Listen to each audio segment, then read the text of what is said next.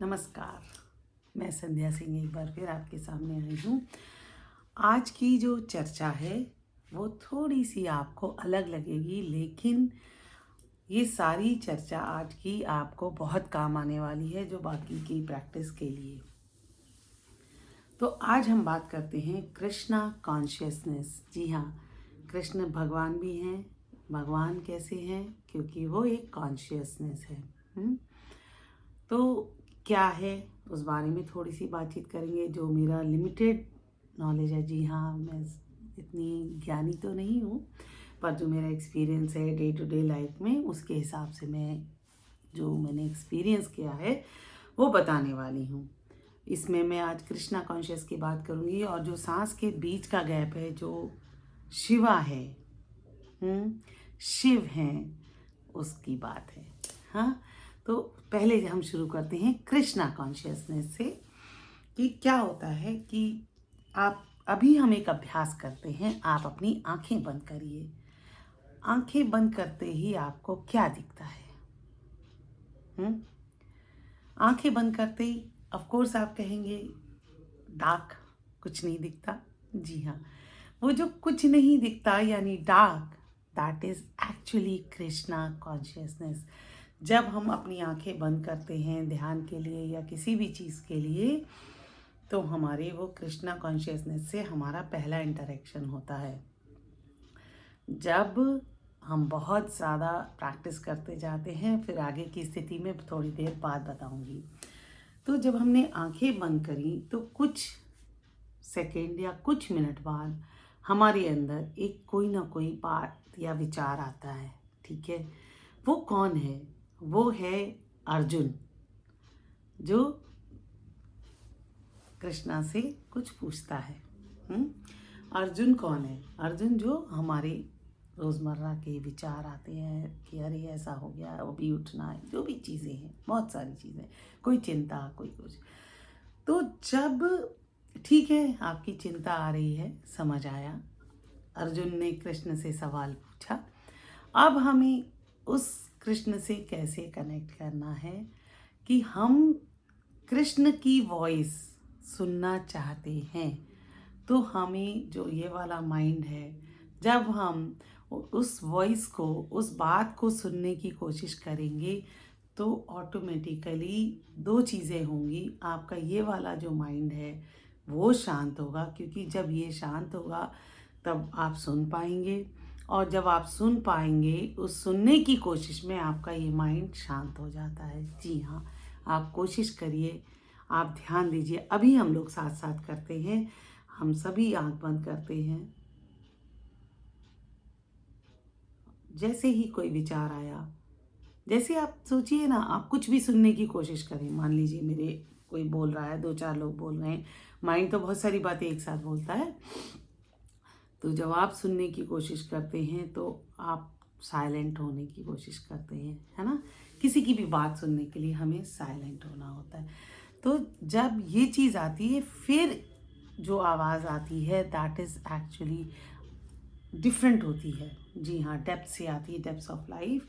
तो ये जो कृष्ण और महाभारत का उवाच यानी वार्तालाप, हमारे ये जो दिमाग है ना, इसमें हर वक्त चलता है। और मोस्ट ऑफ द टाइम यहाँ हमारा जो दिमाग है वो बोलता रहता है, सुनना नहीं चाहता, है ना। इसीलिए फिर जब बोलने वाला ज़्यादा हो जाए तो सुनने वाला कौन है? तो हमारे दिमाग में एक बार में आप सोचिए कितने विचार आते रहते हैं, इधर उधर उधर, जहाँ देखा।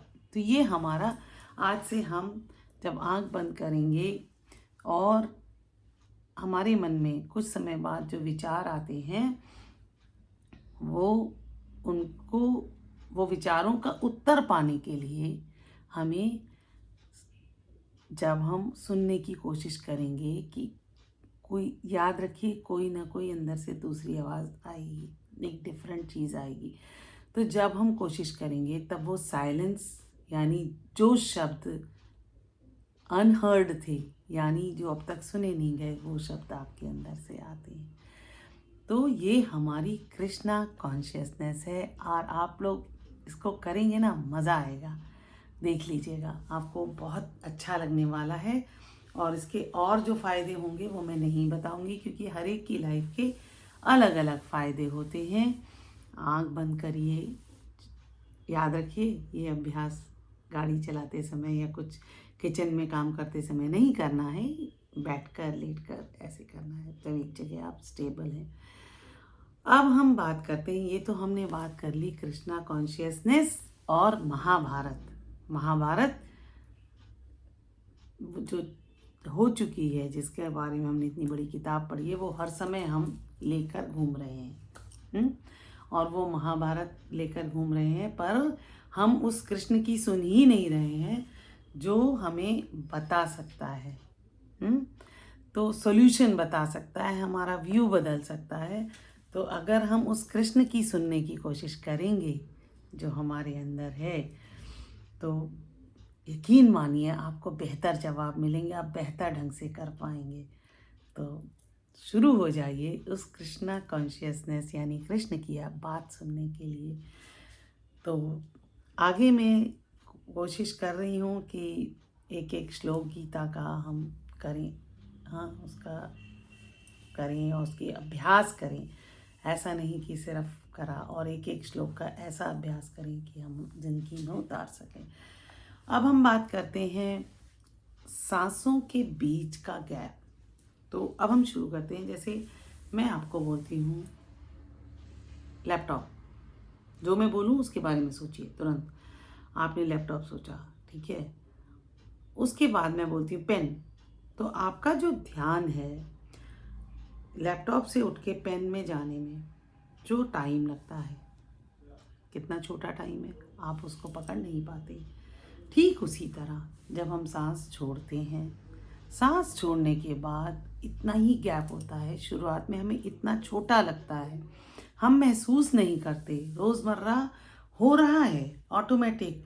इवन जैसे अगर मैं ये हाथ भी उठाती हूँ तो भी ये हाथ मेरा उठने के लिए एक मैसेज जाता है। मैं बोलती हूँ चलिए हम अभ्यास करते हैं, बहुत मज़ेदार है। राइट हैंड को ऊपर लाएं, ठीक है, आ गया। अब मैं बोलती हूँ लेफ्ट हैंड को ऊपर लाएं, अब आपका स्विच कर गया। जो स्विचिंग है वही स्विचिंग, जो छोटा सा टाइम, वो सांसों के बीच का गैप है। यानी जब हम सांस छोड़ते हैं और सांस लेते हैं इतना ही गैप होता है। ये बात अलग है, जो लोग कुंभक करते हैं वो एक अलग चीज़ है। मैं कुंभक की बात नहीं कर रही। जो आपकी ज़िंदगी में ऑलरेडी चीज़ें हो रही हैं उनको सिर्फ वॉचफुल रहने के लिए कह रही हूँ। तो जब हम सांस छोड़ते हैं और सांस लेते हैं, और अब हमने क्या करना है, सांस छोड़ी, अब हमारा ध्यान किस पर है, गैप पर। हाँ, सांस छोड़ी छोड़ी छोड़ी, सांस अब हमने भरनी शुरू करी। उसके बीच में जो छोटा सा गैप है, वो गैप ही डिसाइड करता है कि हमें अगली सांस लेनी है कि नहीं।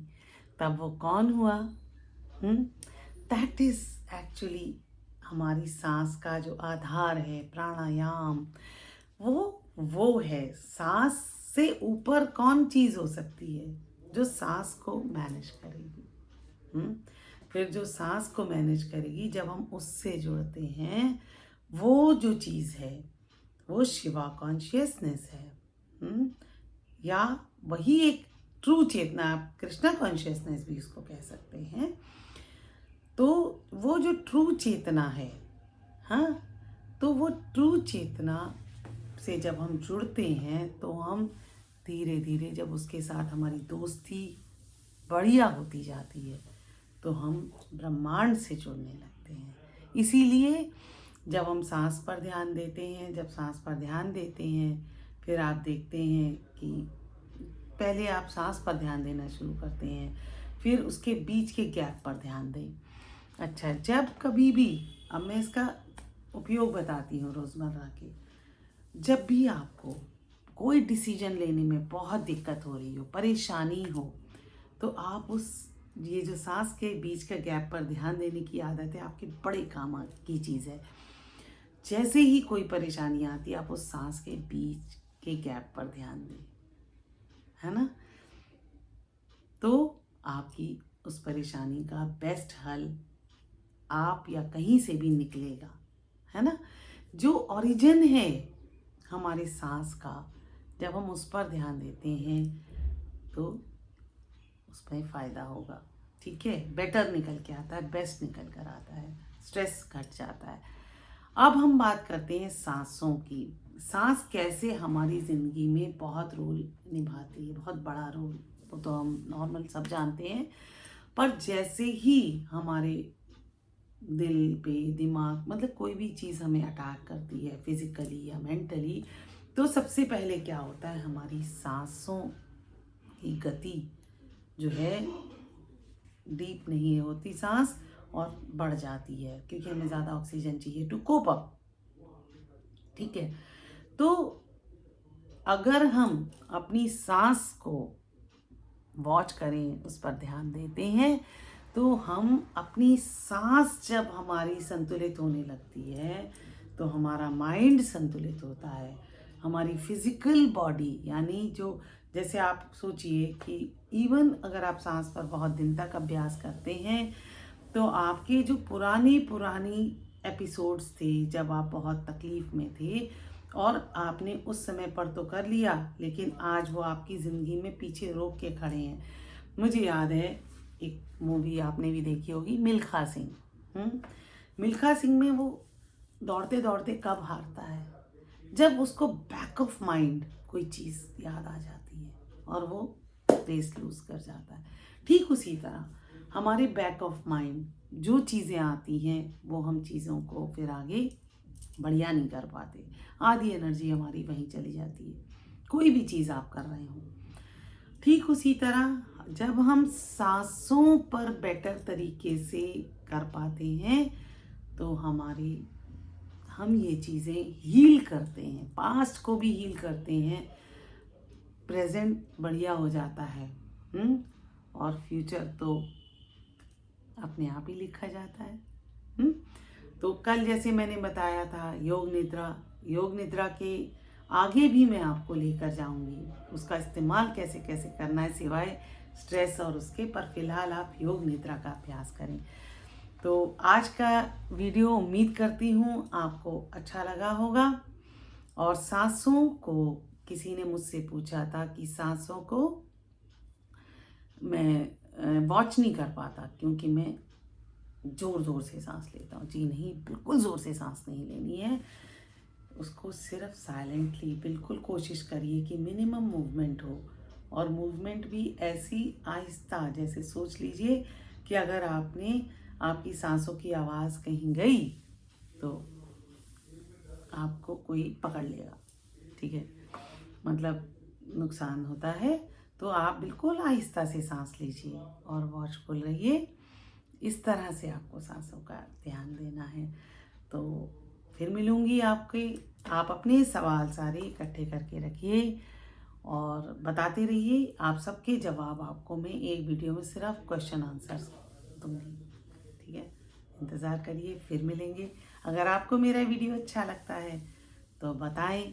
अगर आप कृष्णा कॉन्शियसनेस के बारे में और जानना चाहते हैं, शिवा कॉन्शियसनेस के बारे में, मैं इन दोनों के बीच में क्या है संबंध वो भी बताऊंगी, तो आप मुझे ज़रूर बताएं।